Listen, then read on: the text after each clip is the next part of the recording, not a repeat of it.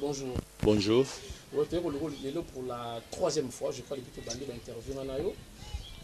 Donc, premièrement, after double ville morte à Kinshasa, bilan, selon lui. Oui, normalement, Batebele va comprendre pourquoi l'opposition politique, qui est plus précisément Rassemblement et Projet qui ville morte. Ville morte, ils allaient avertissement au topé sakana ba ebazako kamamboka que ceux qui bozongi na légalité na droiture nous allons faire plus que ça. Parce que tant on ville morte ça les maka, je vous assure, l'État est manqué kambongo et belé kokota na caisse na bango. Alors to jenaka bango déjà sur le plan de finance, c'est difficile ba constater on peut ba mona yango. Amoko za na kati ya gestion de comprendre makambo wana. Imaginez babis na bango ce tambolaka aso ba to boy komata. Ils vont manquer beaucoup d'argent. Na ba diminution l'État sur ba to boy.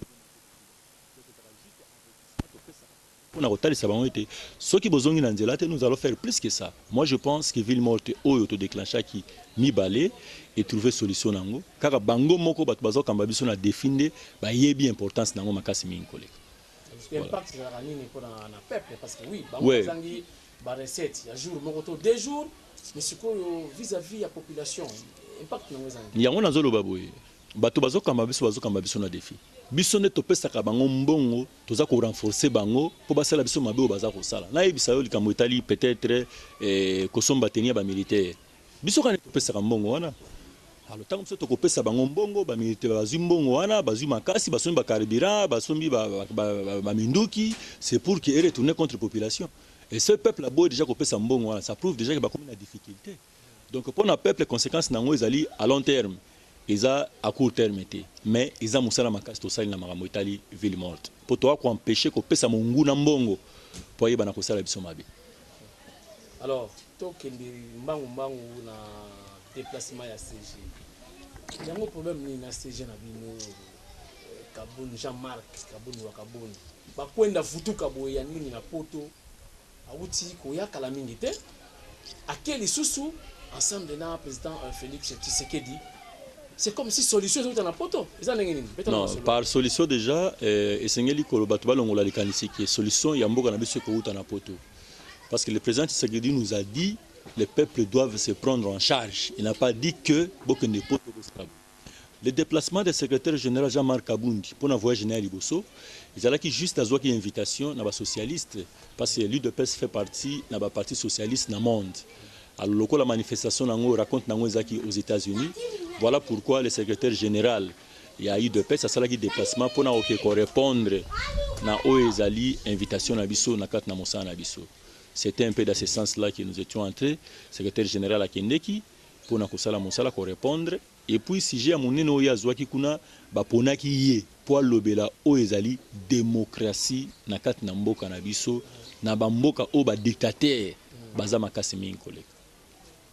Alors, si kawa kisasa izoloba pe kisasa na makambo nango parce que mona clair penza izate c'est comme si négociation moko en secret zo salama parce que je crois oyebi na yo ango parce que ça déjà moto monene na masoda politique que la plupart ya ba konzi Afrique to pe pouvoir ya Afrique uta na ba mindele boni aujourd'hui ngako ndimate ke bato ki nisa pe négociation na mindele pour ba na besoin ya soutien.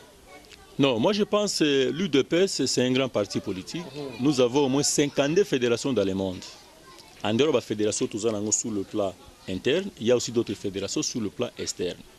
Donc, le secrétaire général s'est déplacé pour un deuxième voyage na président Rassemblement Félix Tshisekedi, où il y a le secrétaire général adjoint chargé de la diplomatie au sein de l'UDPS. Ils devaient faire route ensemble. Alors, penser, soit que le pouvoir vient de là, je ne suis pas tout à fait d'accord. Parce que ici sur le terrain, ce qu'on a dans la base T, on ne viendra pas t'imposer ici. Et là, c'est juste dans le sens de la diplomatie, de l'UDPS et de président Yaransamé. Dire qu'il allait prendre le pouvoir, je vous assure que ce n'est pas ça le problème. Le pouvoir, c'est le peuple congolais, parce que ce sont les peuples congolais qui seront les premiers bénéficiaires. Ce n'est pas pour eux, le président Tshisekedi avait dit, les peuples doivent se prendre en charge. Donc, c'est là où vient le pouvoir, ce n'est pas ça. Le pouvoir, c'est ici. Mais vraiment, parce que Sango c'est Panzani, ndeko fait le gola yemba kabi Sango na we Panzani, sango pendant déjà en septembre awa Félix Tshisekedi premier ministre bozo wanga na pona parce que ba messe semble il ba net ba soufa ba messe noir bo ke na kuzu bozo ngo lo baté pona mais loko na kuzongeli ko yebisa yo na o etali président ya rassemblement Félix premier ministre nani ngwa ko pese pouvoir en septembre premier ministre et puis na mécanisme nini le président Félix a koki ko sera BCT a qui ne kozwa signature pas Kabila comme s'il est le membre de la majorité, c'est faux.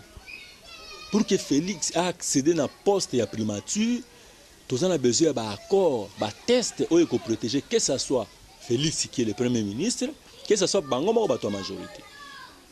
L'accord a été déjà biaisé, violé par les gens de la majorité. Ce qui est là, c'est quand il a fait Félix. Mais ça a été le coup là, géré banda kuna bango. Bazo n'est pas basango pour bango le ba médiateur. Et basango ne ba ko benga biso to kosala. Avec le bruit des gens, je ne peux pas m'atteler sur ça. Ce n'est même pas ma compétence. Ba brouiller ba to anzela na mana kosala. Na yebi que ça balo de ces outils pas ba to majorité et comme soué na bango pour ba sentir que ba comme na difficulté ma casse mingi pour na ko s'en sortir actuellement parce que crise autoza nango ezala ki politique mais le comme crise économique. Bakomi na difficulté. Il y a un moment bakomi koluka nani akosunga bango pour faire traverser bango cette étape. Mais je pense so bazo compter na Félix pour basali lokwa basali ba chibala. Ne basali basami bali banga il se trompe. Félix c'est un politicien avisé. Ayekoli politique uta bomwana akoli na kati na yango. Ça ne va pas marcher comme ça. Donc ça ce sont des bruits déjà nous on ne peut pas répondre à ma camion souvent. OK, na kota muke na parenthèse moko obeti wana basango sikawa soki lelo PPRD, MP ou président de la République, on dit qu'on recourir à Bassango pour un respect, cette fois-ci, il y a l'accord de Saint-Sylvestre. Position de nos amis. Non, moi je pense que nous sommes une partie prenante. Bassango Bazar Koba arbitre. Ce qui va trouver nécessairement que Seigneur Salé Mabongo, je ne crois pas, celui de PS, dans l'ensemble, Bakoboya, qu'on trouve solution dans les Kamotali Mbok. Mais peut-être nous aurons aussi quelque chose à dire. Et ce que nous aurons à dire, ce que les Camerounais commis, toko senga communauté internationale, baya na armée na bango pour sécuriser cette fois-là ba accord wana. Parce que si on négocie kaka na batu ya majorité au bana minduki, ba ko bebi sanyo so à tout moment. Vous savez la conférence nationale souveraine a échoué pourquoi? Tout ça na ba test kitoko, monsieur a fait un très bon travail. Mais à un certain moment Mobutu a mis minduki aboyi batuba une élection, premier ministre Sala Moussala à l'époque c'était le président Tshisekedi. C'est ce que aussi Kabila peut faire parce que ceux qui ont détenu toujours armé na maboko na ye, a rouler kaka batu. Nous aurons aussi quelque chose à dire par rapport à ça. Ne vous inquiétez pas. Et si quoi mais sur la peine de opposition mususu pas. Exemple parce que MLC bango ba ne croire pas totalement dans la communauté internationale. Non, pour le moment, il faut considérer. Pour le moment, il faut considérer MLC comme le col allié et à majorité. Ça, je vous le dis. Pour le moment, il faut considérer MLC le col allié à majorité. Pour baser signater, il y a un arrangement particulier. MLC a un poste dans Sensa. Vous comprenez? Donc, baser le col allié à majorité. MLC a un problème dans la majorité. Rassemblement. Oh, ils ont kambama na Félix Tshisekedi ndé bazana un problème na majorité na ba allié na ye. Et ben ce n'est pas accord PA Saint-Sylvestre. Ils ont signé ça. Place to kabona bango ezali tango baké ko signer arrangement particulier. C'est que majorité a koptaki bango. Ba komi lokola moko kati na bango. Pour le moment ba ko telemela sous majorité. Pour ba signer ki arrangement particulier, oh majorité ba violaki. Parce que dans le match moko baki ko beta na deux terrains te. Terrain tozaki na ngwa Saint-Sylvestre ezalaki basango. Vous comprenez? Tant que arrangement particulier le ko ba yebi ke basango ba ko kota na kati na makambo ba mango wana te ya tricherie ya fraude bake ko luka minaku na kengo o ba ko aider bango na tricherie na fraude. Alors MLCP andimaki yango. Et l'on a vital camere bango nyonso pour le moment baza ba allié à majorité. Ko kabola bango te na majorité. Jusque là UDPS ça doit pouvoir dans la communauté internationale. Moi, je pense que le pays aujourd'hui est Kozala Musikate dans le monde entier. Parce que tout ce qui se passe maintenant là, le monde est considéré comme un village. Tous nous sommes ensemble. On ne peut pas refuser ce que ça fait ailleurs. Par contre, même la constitution na yo mboka, même le commerce na yo mboka, pour économiser la relancer, et Sengeli au travailler ensemble avec tout le monde. Donc l'UDPS porte les alliés pour les ensemble dans rassemblement pour travailler avec d'autres nations. C'est dans ce sens-là. Voilà. Sikoyo, n'est-ce pas solo liawa, batali biso, bazo dans le monde entier. Oui, merci. Bazo comprendre que Nengozo Kende en tant que président, on a rappelé Batou, président, il y a Ligue de jeunes, donc président national de l'IDPS. Donc vous avez vraiment beaucoup de monde. Alors, awa baza ko panza pe sango que président Félix Tshisekedi, président en assemblement bien sûr. Non, non, ça a demande d'emploi à mon côté. C'est-à-dire, à une expérience professionnelle à mon côté. Mais bien, vous êtes prêt, tout peut en limite, vous êtes la première ministre, il y a un Congo. Est-ce que vous êtes capable de diriger Moko Mobile? Voilà. Par là, dans l'Union, il y a des détails mingi. S'il demande, si vous avez une demande d'emploi, c'est que la majorité va besoin de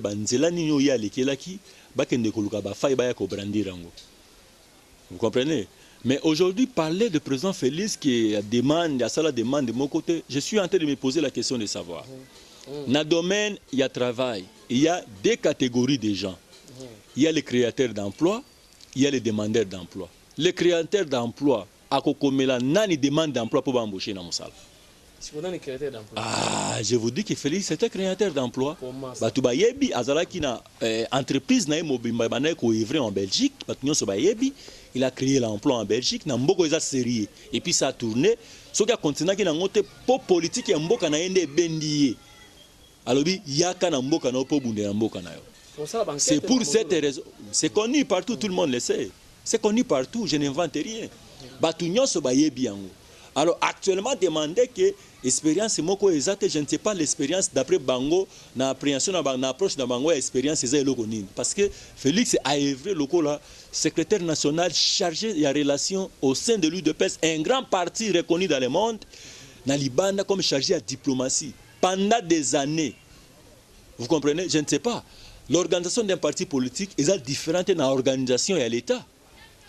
Au sein des partis politiques, nous avons des ministres, des chargés de ceci, des chargés de... Le même travail que font ces gens-là dans l'État, il y a un peu de ça dans les partis politiques. Quelle expérience encore ils cherchent pour en avoir? Je ne vais pas citer beaucoup de gens qui ont parachuté à la tête de l'État, parce qu'ici, c'est tellement grave, mais il y a beaucoup de gens qui ont parachuté, qui n'ont même pas de diplôme, qui n'ont même rien fait, ils sont parachutés, ils se retrouvent là.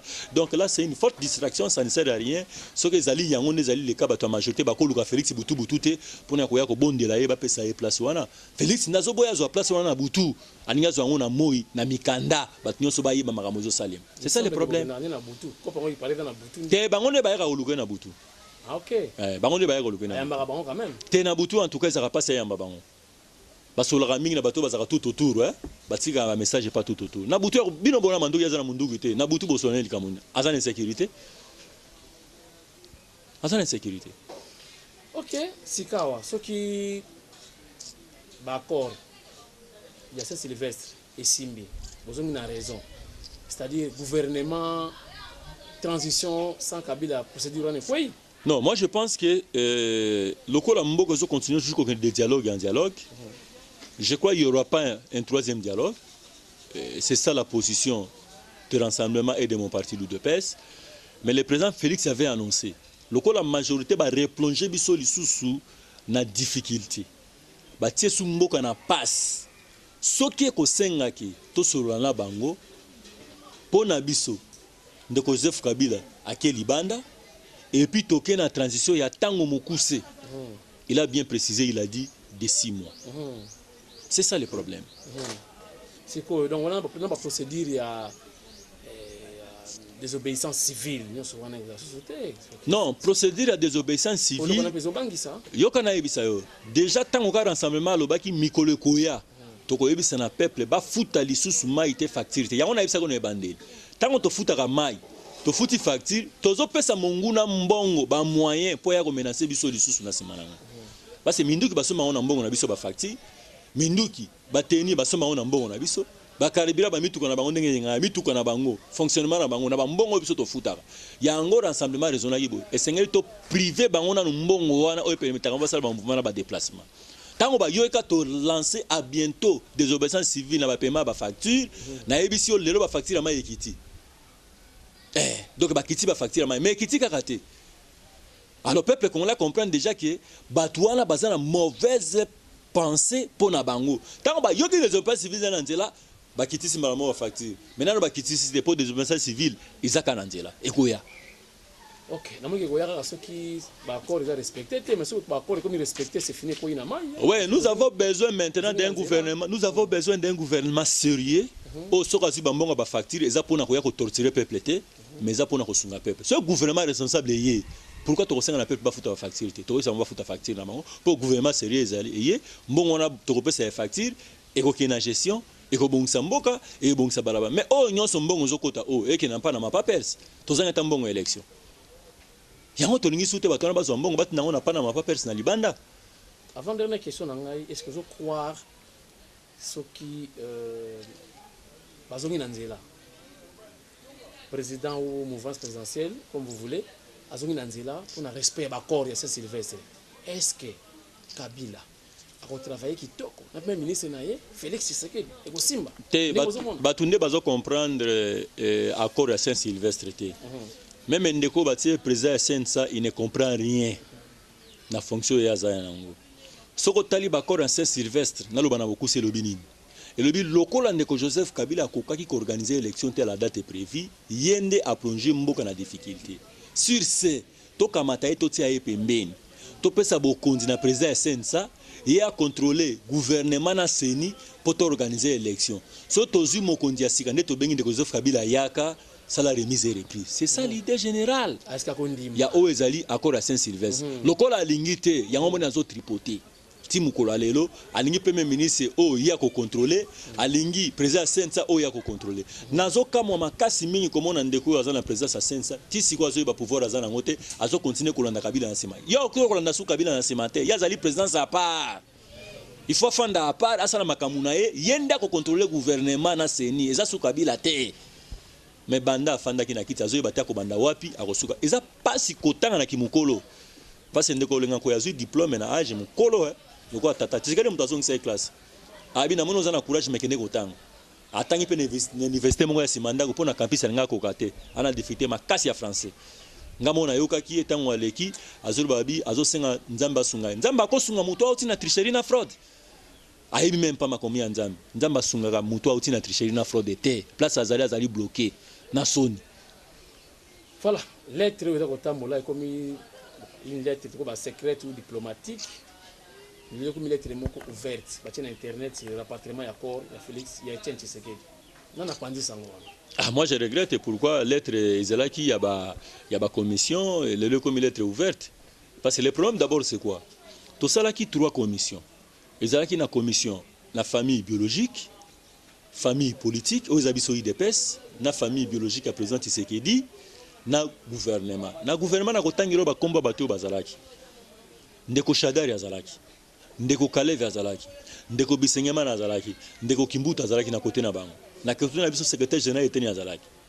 Tozali na bato belé ba patricien ba national belé bazalaki. Côté na bango ezalaki leki ya président Tshisekedi o azalaki chef de file mais c'est la bien Mulumba. Toke toyokani makamyo so d'accord.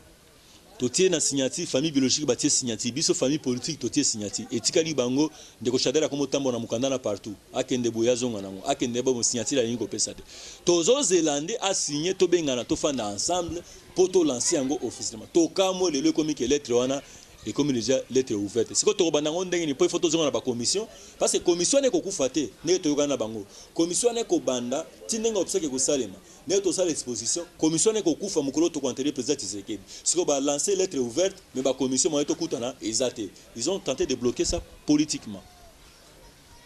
Voilà, ça biso siko yo position actuelle peut-être dernière question. La position actuelle il y a Ligue des jeunes, il y a IDPS. Parce qu'on a dit président national. Tension les années. Oui, jeunesse et IDPS va commémorer qui lobby le 15 août. Le 15 août, c'est la journée où le président Tshisekedi est élu. La conférence nationale souveraine, Batubala l'a raté. Batubala la télévision, mon colonna, banda 21 ti 4 heures. Et puis, tant le président Tshisekedi a bimi na 4 heures, na 5 heures, tout que bimi déjà bandiko gang. C'était le 15 août. Jeunesse et IDPS va récupérer la journée, va commémorer qui journée. Na makanisi na bango lobby ba lobby boy biso tozo zelaka moto de Félix Tshisekedi parce que batu bakanisa ke loko la président Tshisekedi ya kufi IDPS ici mais ce que ba moni lokola ba comprendre qui président Félix ko ki carte ba comprendre que Tshisekedi est mort mais il est vivant à travers son fils non seulement biologique mais politique o azali Félix Tshisekedi ba comprendre que monsieur zaka makasi.